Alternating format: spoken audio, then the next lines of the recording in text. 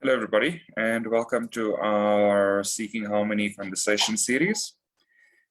For this week, we are looking at a few topics that have caught our attention over the past week or so, and we'd like to invite you to feel free to share your thoughts and your views and any experiences that you might have in this with these topics, or even any questions that you have that can stimulate the conversation a bit more.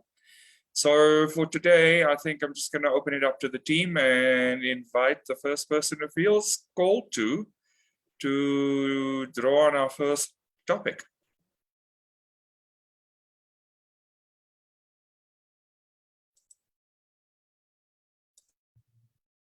Who would like to go first?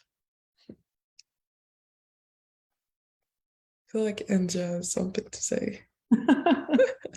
Yeah, I can go first.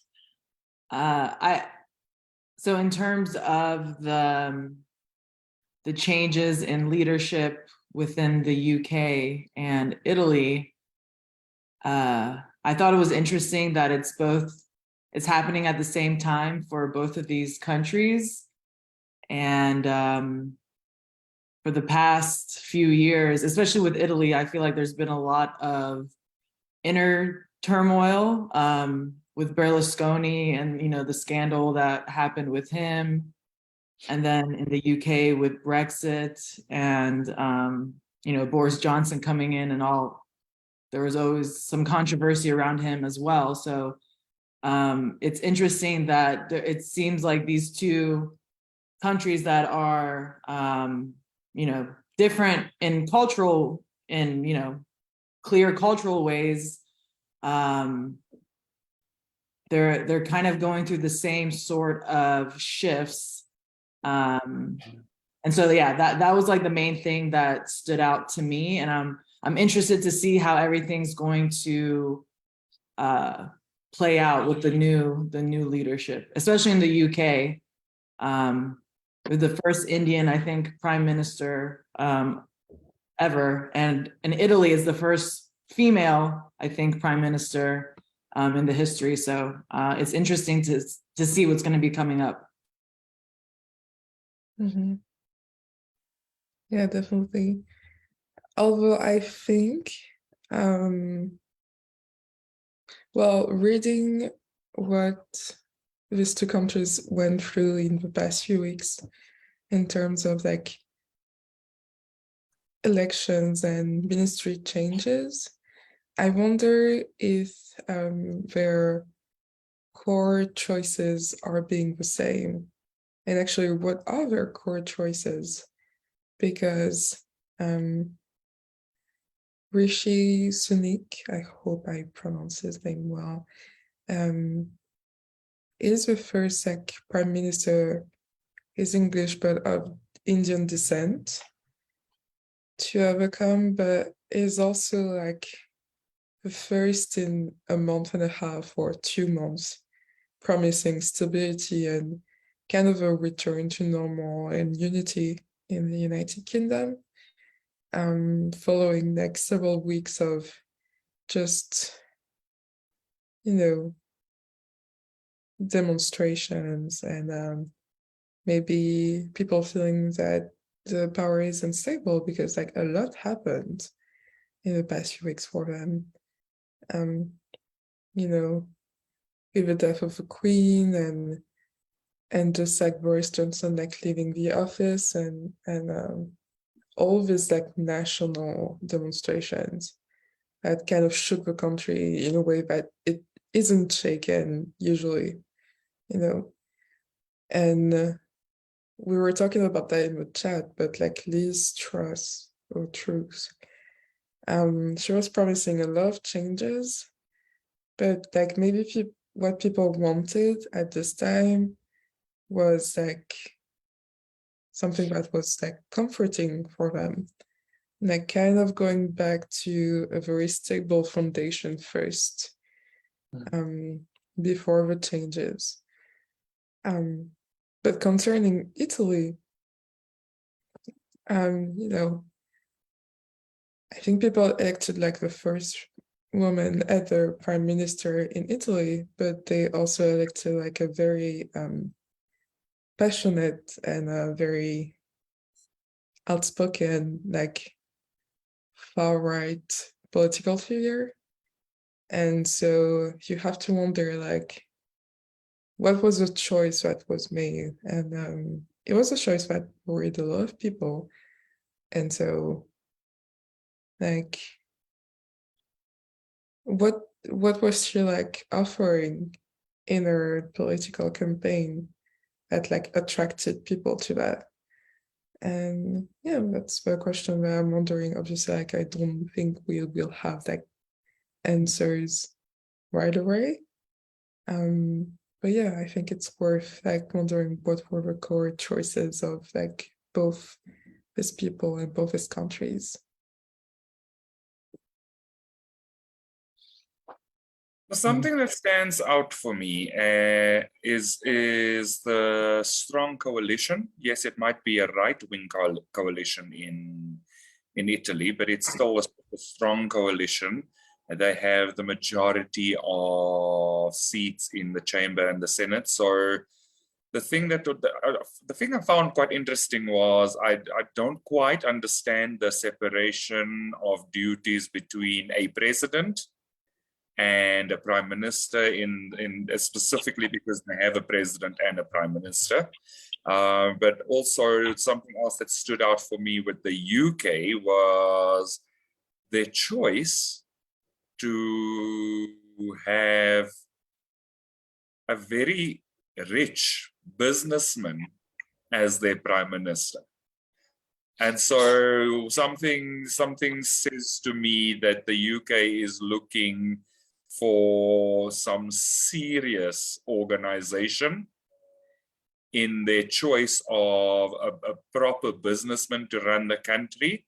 But then also with Italy, the fact that there's a coalition government also seems to be a call for some serious organization. And it speaks to your point, Joreen, around a desire for stability and change in those places. And again, also to Andia's point around the fact that they've both made this very significant core choice, literally within days to weeks of each other, following in both spaces significant political turmoil, which led to significant economic turmoil. So there's definitely a sense that collectively the call is for much more stability, for much more reasonable policy making, and for just a greater sense of unity in those countries. So it's going to be interesting to see how it pans out, but it's also going to be interesting to see how that influences the politics of NATO, because as far as I understand it, both the UK and Italy are long-standing members of NATO.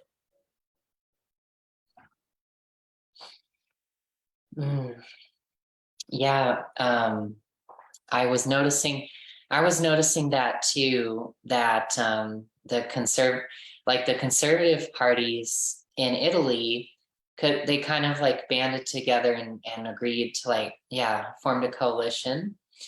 And it was like more, I think it was fairly easy for them, whereas like the different left-leaning parties in Italy actually were refusing to cooperate with each other and band together.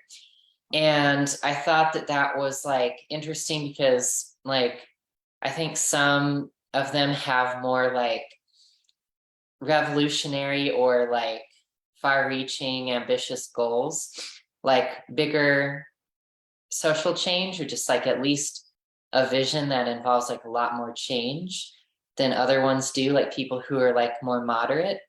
And there was like a refusal to just meet Italy, like with whatever policy would be best for it, or most compassionate, or whatever it might have been. Like they could have come together as a coalition, but like they didn't. And I thought that was interesting because I've been seeing that in other countries too. I think like in the US, I've been noticing a little bit of that too, like some differences in how far different Democrats want to go and like a more socialist leaning policy or something like that. So there's like not as much like unity there, but it seems like there's a lot of unity around like more of the right wing parties out there, and they seem to be calling for stuff that is basically like, let's go back to times that perhaps some of us like remember more fondly, perhaps, or not saying everybody certainly, but some, and just more, I guess, what you could call traditional policies, although tradition is shallow, you know, in the scope of like all time and eternity, but that's what it's seeming like, you know, and that there's more like passion behind that call of being like, hey, you know, we need to handle, might need to limit immigration. We might not want to cooperate with these other countries. We want to be more nationalistic. We want to do this and do that. And I was like, that's interesting, you know, it's kind of a trend, I almost feel. Yeah. It's definitely, I can definitely see a pattern of nationalism throughout all countries in the world. But like when you were speaking, what like jumped out to me was that, you know, we've been in almost 3 years of like constant crisis, constant health crisis. And so what these two big power forces countries are reflecting is like the call for people to more so go back to normal, more than probably the ideal that the political figures are showing about like going to a glorious past or whatever. I think because it's cutting to a situation that might be more normal to people and more stable in a non-crisis way. I think that's what people are really like calling for, especially because like they're probably fearing, as most of Europe is fearing, that we're gonna go into even more crisis and debt this winter because of the energy crisis that we are experiencing here.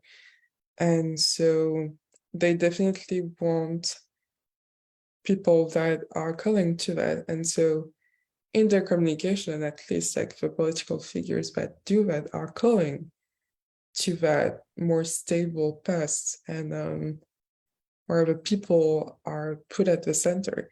So yeah, it will definitely be like interesting to see how it's going to play out, especially over the winter, and how everything is going to go for Europe.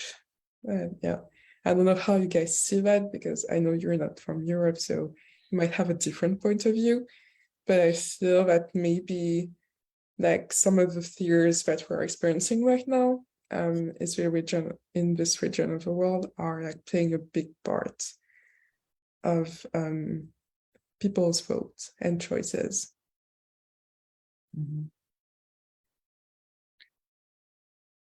Yeah. Yeah, I could see that. Yeah, it was interesting. One thing that I was feeling too, that I was seeing is that, you know, you were saying like debt, like countries, people in these different countries were worried about going into debt, right? More? Is that what you were saying? Yeah, probably going into debt, into climate change crisis, into energy crisis. So a lot of crises to handle at the same time, basically. Yeah, I thought it was, I think that there's almost like the theme might be a little bit different than what it seems, because like I know that with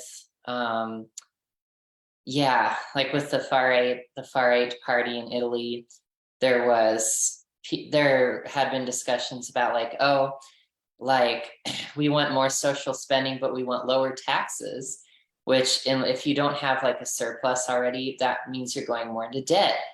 And it seems weird from that perspective. It might be like kind of populism, like being like, hey, you know, the government is like with you, it's here to help you, but also we're not like imposing ourselves a lot on society. We're not collecting taxes as much. And I feel like Liz Truss was doing the same thing because she was trying to push through without, you know, paying for it, a big a tax cut too. And I was like, yeah, that's interesting, because I know Europe has been like really concerned about their country being too much in debt. So why do you see leaders who are saying, hey, let's cut taxes and increase spending possibly, or like not pay for the tax cut somehow? And I was feeling into it, and I was like, maybe it's that it's more of a feeling of like that there's kind of a wariness of government.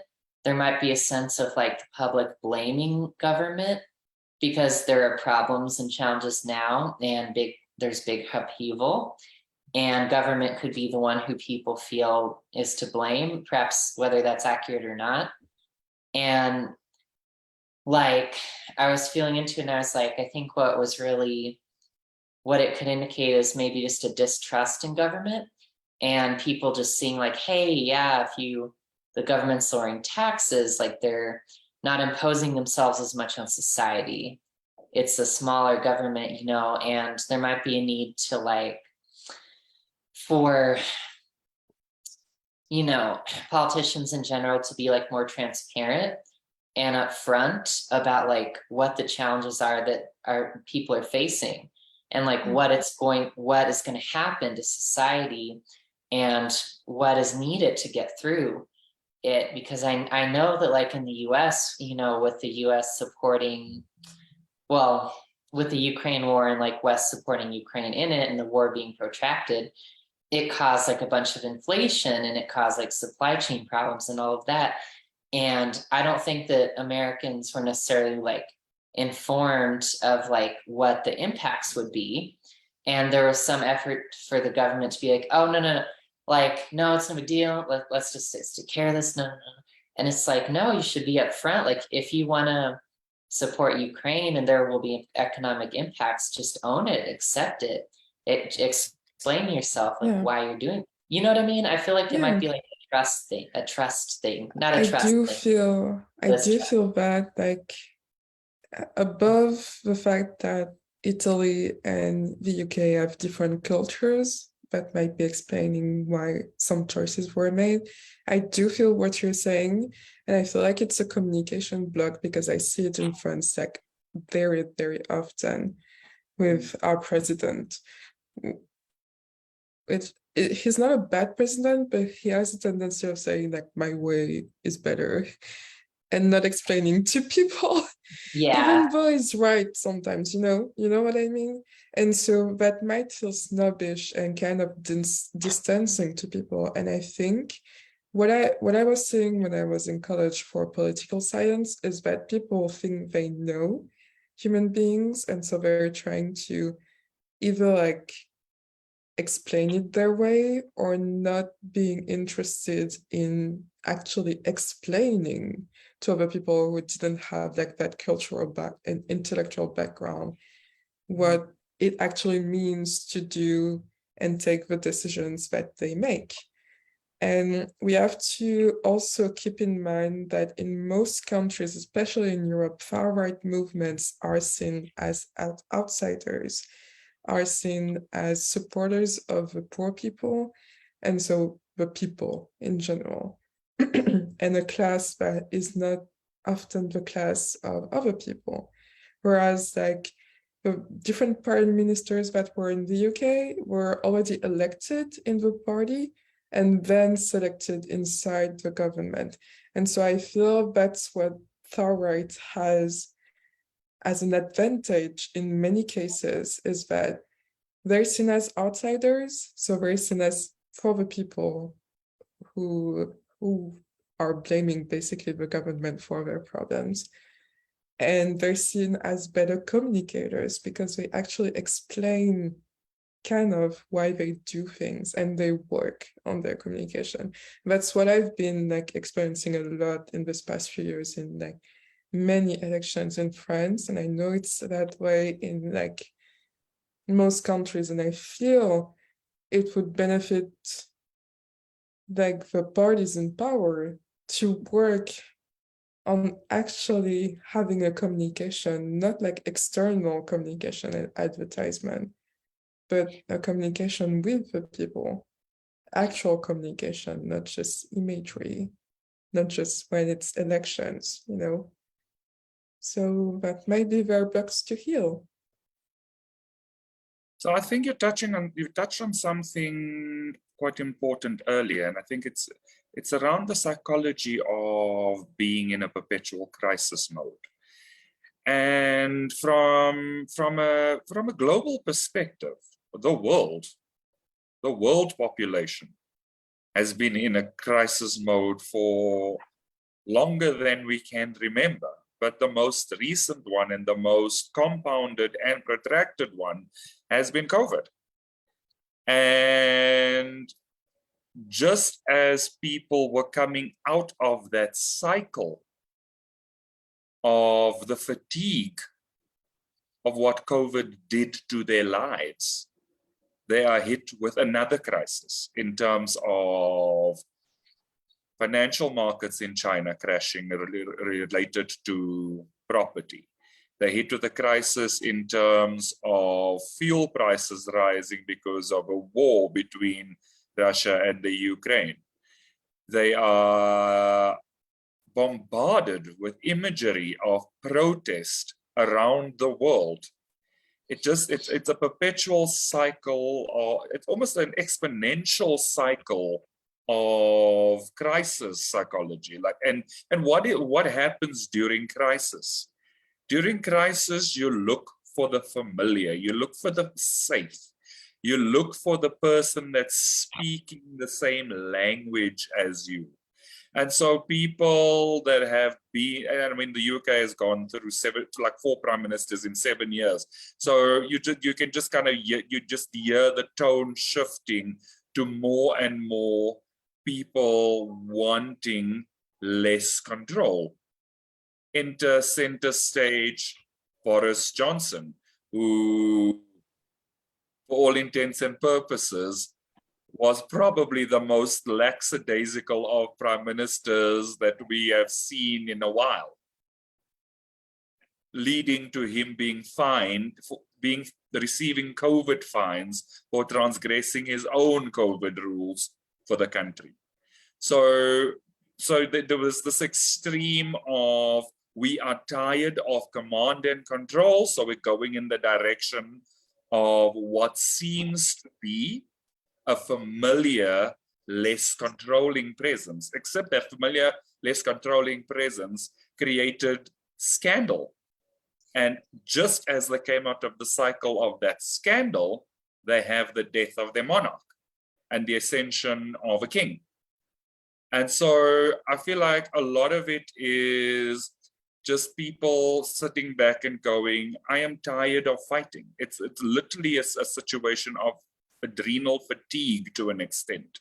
Like, we have been in crisis mode for ages. South Africa has been in an energy crisis for a long time. We have what is called load shedding, which basically means that the electricity gets switched off at certain times during the day. So you kind of have to coordinate your lifestyle and your household around when the electricity is going to be on so that you can feed your family and all those other things. And all these things compound, and they compound to the point where there is going to have to be a break. It cannot continue. And it's something that Jeff spoke to probably mid to early last year in terms of the cycle of crisis that's still coming as opposed to us believing that COVID was the crisis. I just feel like we need to consider the human being and the psychology of a human being who has been in a perpetual cycle of chaos and struggle and really just crisis mode. We really, as humanity, we have been in crisis mode for longer than we can probably quantify or care to remember, because in essence, human beings tend to be more resilient than what we give ourselves credit for. But at the same time, the resilience needs to be bolstered at some point. What is that point? And maybe this change in those governments is the start of the call for moving out of crisis mode. And we have the same kind of conversations happening in South Africa with people saying, well, what is our president doing? We have a president that was a businessman in his own right, and he seems to be a little bit toothless as the leader of the ruling political party, and hence a little bit toothless as the president of our country. So, you know, you have these two sides of the coin, but at the core of it is the fatigue from crisis. And we need to understand how that's impacting people's election decisions at the moment. It's interesting that you bring that up, because I was thinking about something similar when Yoreen was talking about nationalism and how in many countries you're kind of seeing a trend of, you know, certain political parties kind of pushing this nostalgic idea of like going back to the past and, you know, going back to something that is familiar, and there's like this romanticizing of the past. I mean, here in the US, I feel like Donald Trump kind of did that with his whole Make America Great Again, and, you know, the whole platform that he was running on. At its core, it was kind of getting at that fear that people had.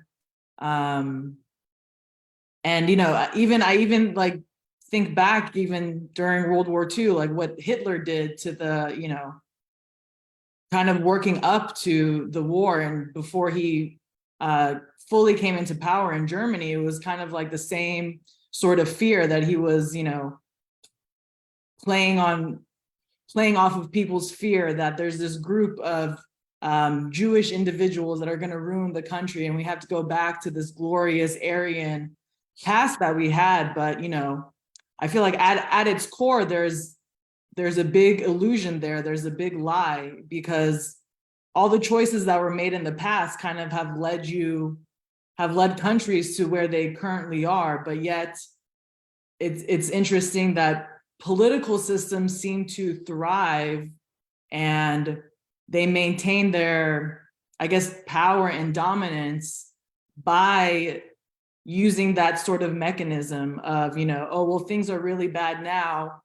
You know, I can give you something different. We can go back to the glory days, but there doesn't seem to be, I mean, I feel like things are changing now because people are waking up to the fallacy and that sort of way of thinking, or at least some people are. But in terms of leadership, that's kind of the issue I see, that the leadership itself also has to start making different choices, not only the people that are voting, but the people that are actually there who want to lead. You know, like, what type of choices are they making? Are they just wanting to maintain the status quo, or is there truly a desire to help elevate society to a different place? You know, because looking back is not going to do anything. I mean, you can learn from the past, but, you know, if you're not happy with something currently, there's usually those past decisions have led you there.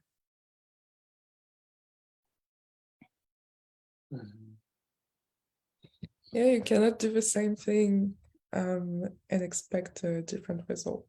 Yeah, basically. exactly. So it's definitely believing in an illusion and believing in like Yeah, definitely the past, being not present, I guess, because being present would require saying like, instead of responding to a fear or like a crisis situation, what is God actually calling me to establish as a law of the country? Like, how am I able to love people? How am I called to love eternally for my country, basically? So Yeah. And yeah, choosing big politicians, I feel like, and leaders, they need to choose to get out of that crisis cycle, because yeah, on some level it does benefit you as a politician to kind of play off of that, because sure. those are the things that we've created as a world, as a society. But choosing different, like we've said, is really what's gonna Yeah. get us out of that cycle. Yeah, it has to come from our leaders, but I think it has to come from us too. Yeah, Because absolutely. unbeknownst to myself, like this morning I was actually healing crisis mode. I didn't call it crisis mode, but I was brought up in that sort of thing where when I was always on guard or like on high alert and stress, I would do things. And so I realized that I could do things in peace, but in a deeper way that I ever felt ever in my life. And I was like, well, what is that thought coming from? Because it's not just coming from my mother or my upbringing, it's coming from when we're talking right now. I feel like it's coming from a whole culture, like not just a culture, but a consciousness. So it's way bigger than I thought. But like it just shows that just one different choice and one mirror exercise can get us out, begin to get us out of that state. And so when people will progressively make this choice more and more, like we will see this in our leadership, because there is nothing that the people choose that isn't like reflecting in their country. I think something that Andrea shared that's very important for us to maybe just explore a little bit further is how much fear as a construct is influencing life as we know it and as we choose to know it in the times that we're living in. And I feel like that's why certain political parties are getting the votes that they're getting, because one, they're appealing to a sense of nostalgia, but also appealing to the fear at the core of most things. So if you have a fear that you're going to lose your life, your lifestyle, your home, your living, all of those kind of things, your ability to have a warm house during winter because there's an energy crisis, you are going to make decisions that you may not make if you are not or in fear mode all the time. And just kind of it feels to me like this fear mode is just being compounded a lot. But at the core of it, it's kind of the sense that we've seen that there's always this major breakdown before there's any sense of a breakthrough. So I kind of have to wonder what all of this breaking down right now is gearing humanity for from a breakthrough point of view.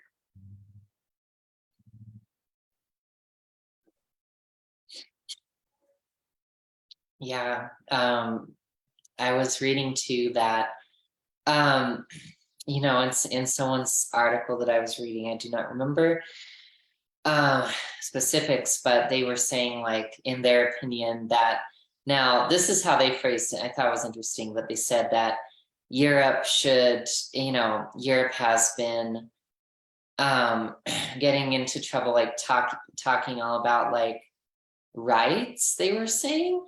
I don't know, like maybe perhaps human rights or like the rights of people or something about that, but neglecting, these basic issues like the energy infrastructure and defense, and they mentioned other things too. But I was like, yeah, like obviously, like making decisions in the favor of like people's human rights and stuff like that, or different other like civil rights it's not a distraction. Like obviously it's necessary, but I see what they are saying in terms of like, I think sometimes it is easier for people and politicians to like gravitate towards solving things that seem more exciting and more interesting and more controversial, and like something like, you know, for example, like a debate about I don't know, like LGBTQ rights or social issues or something like that, could be a higher priority than saying like, hey, you know, let's gain energy independence. You know, it's going to be hard work, but we'll get there. Or like, let's repair our roads. You know, those potholes aren't going to get any shallower. You know, and and people who are in like that kind of crazy fear mentality, it's probably not going to feel appealing to like take care of those really grounded issues, or be like, hey, you know, let's make sure that we can defend ourselves against tyrants like Russia and things like that. But now the energy infrastructure is really stressed because of Russia and what's doing. And there's more of a need for a focus on defense because of Russia. And so these basic, like kind of foundational bread and butter, like issues need attention now. And I was like, yeah, no, that's legit. Like you can't neglect that in favor of like an issue that maybe like stirs a lot of controversy and stirs the pot and gets people excited. But like you've got to like take care of that stuff, you know. So maybe that's part of what this is saying too, you know. Yeah. I think we're touching on like a big fish right now, but Yeah. I just want to say that as a European, seeing as governments actually have communication agencies this day, like today, nowadays, is saying a lot about like how politics is like played as a communication and marketing game instead of like an actual like work that get your hands into like the dirty soils kind of work. And human rights is also about like treating these bread and butter things that you were talking about. But I think like the problem with like our system is that engaging a communication agency to best the other party that is better at communication, and then the fact that the media is picking up on this communication to make this even more like exciting and dramatic, like is probably like desensitizing people about like the actual problems. And when there's actual work about you know, changes with things, like people are kind of, you know, not happy about it because they have to do it again in a crisis mode very quickly, very unorganized. And so yeah, it's just I guess a cycle that we need to get out of, to actually break, and to again like focus on what is God calling us to do right now. Because like engaging having a communication agency as a government isn't in itself a bad thing, isn't evil, isn't about being a money grabbing kind of startup nation thinking parliament. It's just that it's just the use that you have of it and how you're being called to use it. You just have to use your tools the right way. It's like the same thing as South Africa. Like you have tools, but if you're not using them the right way or the way that God is calling you to use them, Like you can have all the experience in the world, like you're gonna fail, you know. So yeah, big subject. I can, but yeah, probably a story for another day, maybe. Yeah. I don't think it's a story for another day. I think it's all very connected. I think the significant focus on communication for me feels a little bit like a deflection from the things that Sage was talking to. So we kind of we have a very we if you think prior to probably 2019, there was a big drive amongst people for this elevated level of self-actualization, you know, like truly unpacking their identities and really forming a solid identity and being their fuller self and all of that kind of stuff. And then you have all these crises that hit one after the other, that knock people back a few notches and go, well, actually, have you taken care of the basics? Have you taken care of safety and security? Have you taken care of your community? Have you taken care of what is a housing challenge in certain places? Have you taken care of what is a climate challenge in certain places? And kind of, you know, I'm bringing it back to the psychological perspective again, because there is an order of needs. There's a hierarchy of needs. And it kind of feels like people are bypassing the lower rungs of that hierarchy to achieve something elevated. And yet that elevation was literally built on a very unstable foundation. And now that that unstable foundation has been shaken, we're kind of seeing these significant cracks pop up all over the place. So it's kind of inadvertently a message to say, well, actually, take care of the foundation. And that's really been a strong message across the teachings of unionism, is take care of the foundation, and then you can build upon it. But unfortunately, there's been a lot of building upon very shaky, unstable, probably very ill-formed ground from the perspective of a lot of countries. And this is why we're seeing it almost having a sense of an implosion at the moment. Yeah. And like obviously expanding the government's like recognition of, you know, people's human rights and stuff, and the protection of things like that, or this and that. It's not necessarily it's not like frivolous or anything like that, but I think it can be seen that way. I mean, obviously, like the first order of business would be, yeah, these basic things like your safety and your survival and your sustainability and your infrastructure and everything like that. And yeah, it is true, but yeah, at the same time, like I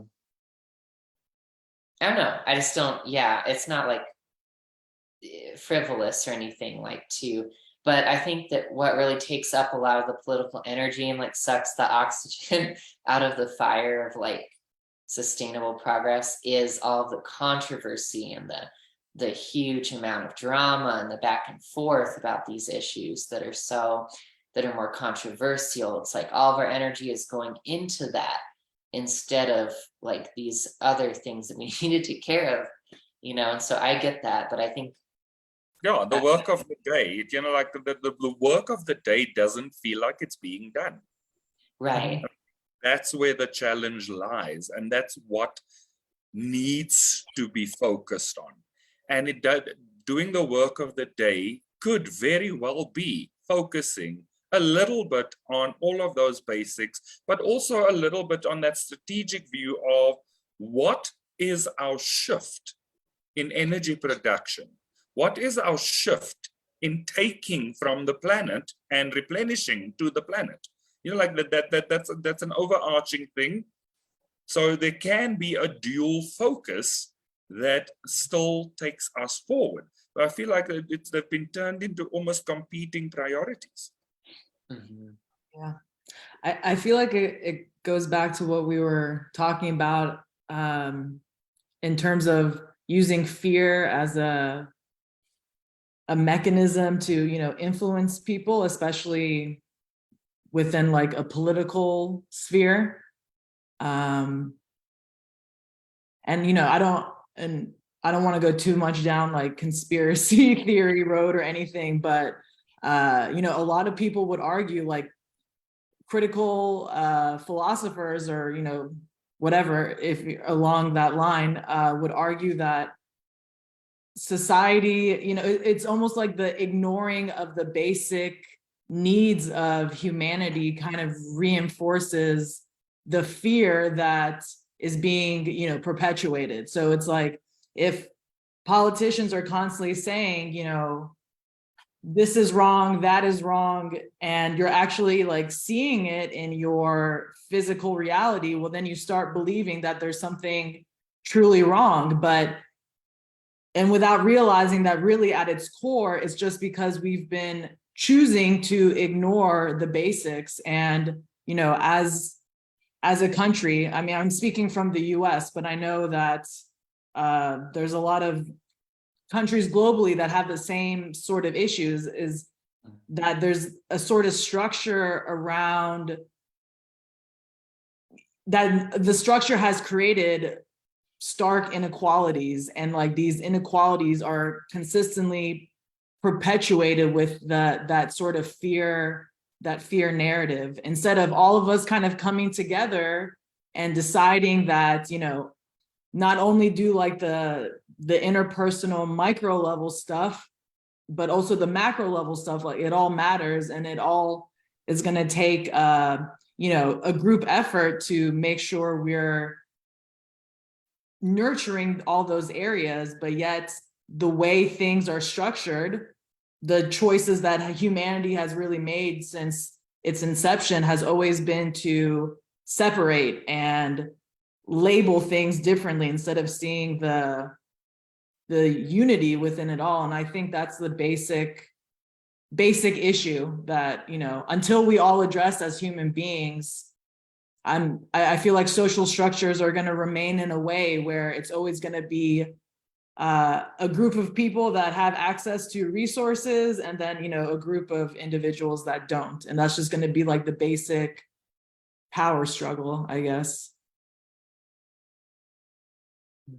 I think you touched on something quite important in that, in just expanding on that fear narrative, because it very much then starts to speak to what would be our next topic, which is how does that impact the mental health of humanity, but also to take it a little bit to a deeper level, was that our next topic is literally looking at the mental health of men and trans youth.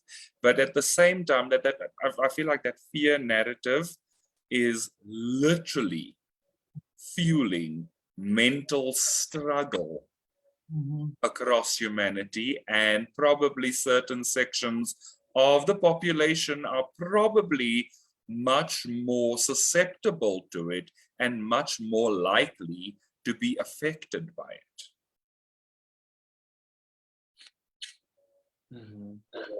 I think we can see in like the vicious cycle of mental health struggle.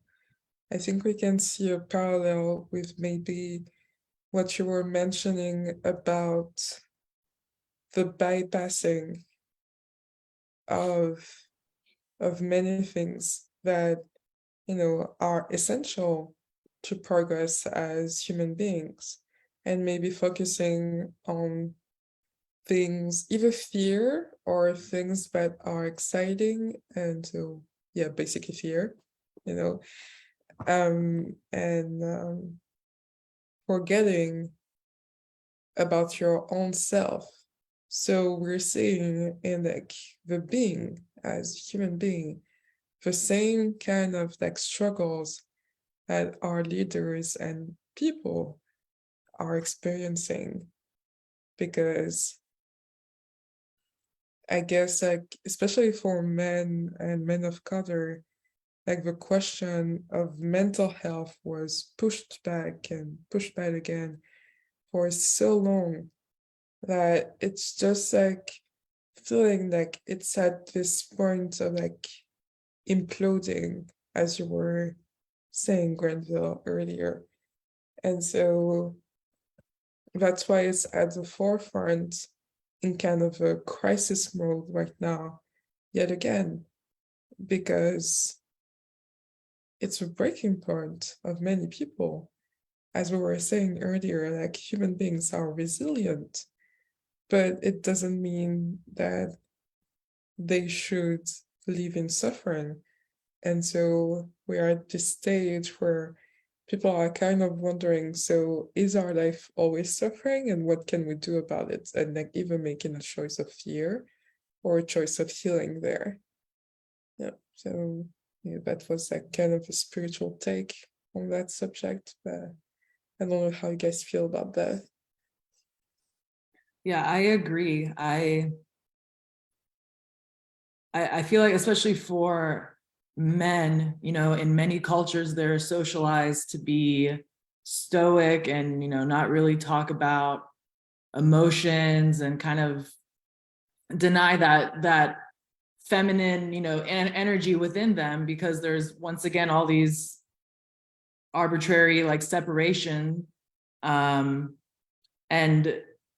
I think just through, once again, like, I mean, I feel like in some way it's related to fear that we have all these separations and all these stereotypes of how people should behave based on their, you know, gender.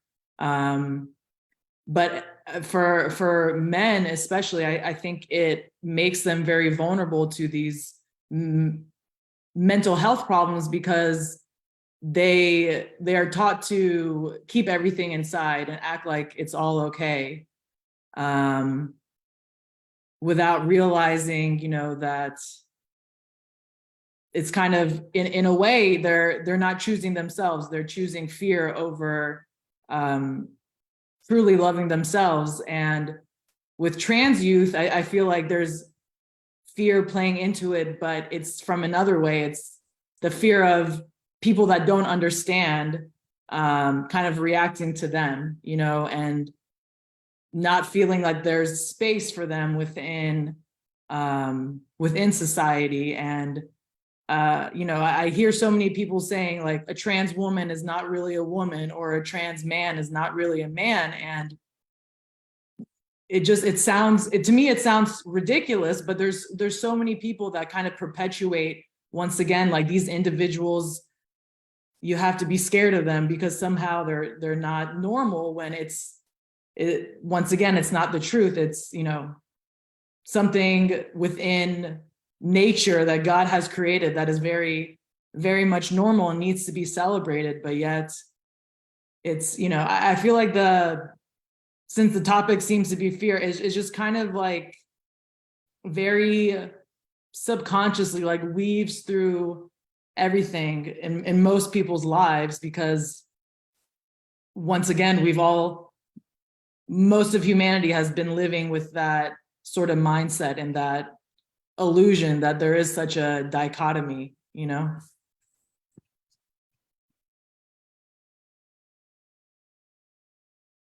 But I'm at least happy to see with the story that Sage shared regarding the trans youth, that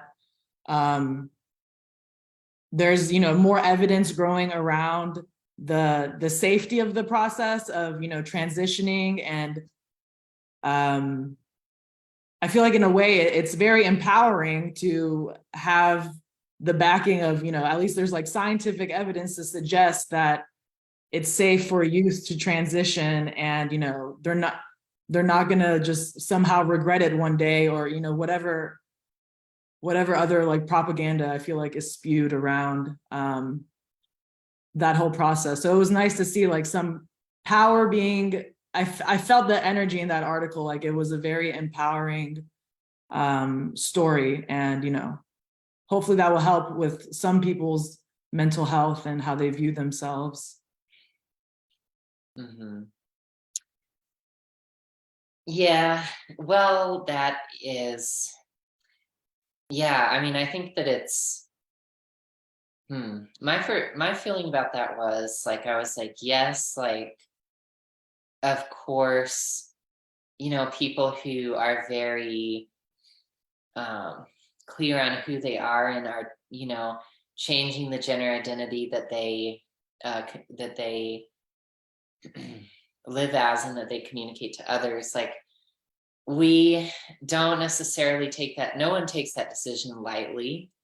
It's a huge decision, and it's something that, like, yeah, you've got to be pretty sure about to go through with, because, like, it's not like a cool fad, like, you know, ripping holes in your jeans at the knees, like, you know, it's much more like, it's not just a sewing job away of backpedaling from that, you know, depending on what it is. Well, there is sewing involved, but it's surgical, not sartorial. And so it's like a big decision regarding your body, and it's big because we know in society that it's a big deal to transition, because there are going to be people who are upset or uncomfortable for some reason or another. And so obviously, you know, yeah, that kind of goes without saying, but the research, that the study is kind of showing that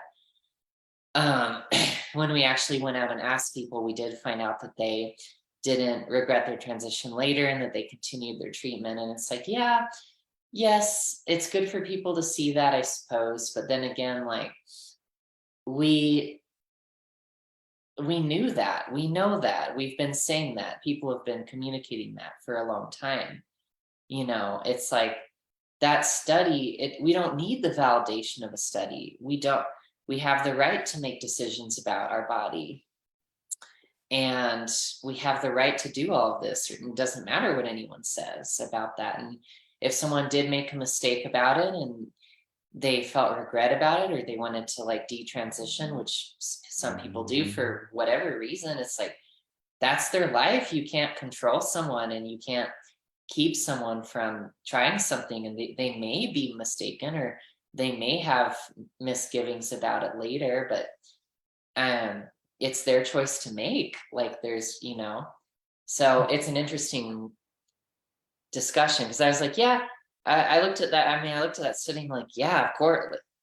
No shit, people don't regret it, because people don't go into it on a flimsy foundation of like, oh, I've always wanted to wear a dress. Let's take estrogen, you know, let's get some body altering surgery. Let's go all the way.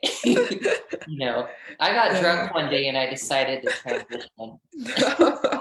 You know? Listen, like, I hear you, but I also feel like there is place for studies like that for one reason, for a couple of reasons, and one again, you know, where people are misinformed or misguided, there has to be a level of debunking their deluded brain, their deluded thought process.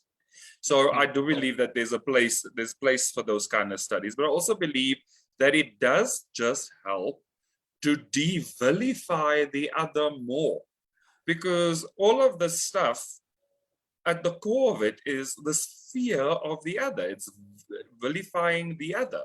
It's making it so that the other is wrong and is a problem in society, which fuels additional fear. So yes, I fully agree with you that we shouldn't have to have people questioning our choices. But then, I mean, it goes back to laws around abortion, all of those kind of things. All of those things that are very personal, very human rights do need to be backed by a level of science, because we're always going to have the ill-informed making very ill-conceived decisions.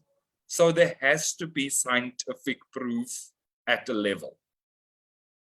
Yeah, and it's cool. And it's like, obviously, to have, there's going to be some people who are open to hearing what you say and are open to education, you know, and so you would want to communicate for them and with them, you know. So it's not just people who do not want to hear you and will think what they want to think, and people who are with you and understand. There are some who are willing to listen. Yeah. Absolutely. And on that note, thank you everybody for the conversation today. We have reached our hour. So we will see all of you next week for another conversation in our Seeking Harmony series. We'd also like to invite you to like and subscribe to our Church of Union YouTube channel, where you will find all our previous conversations, and we will see you soon. Thank you, everybody. Bye-bye. Bye. Bye.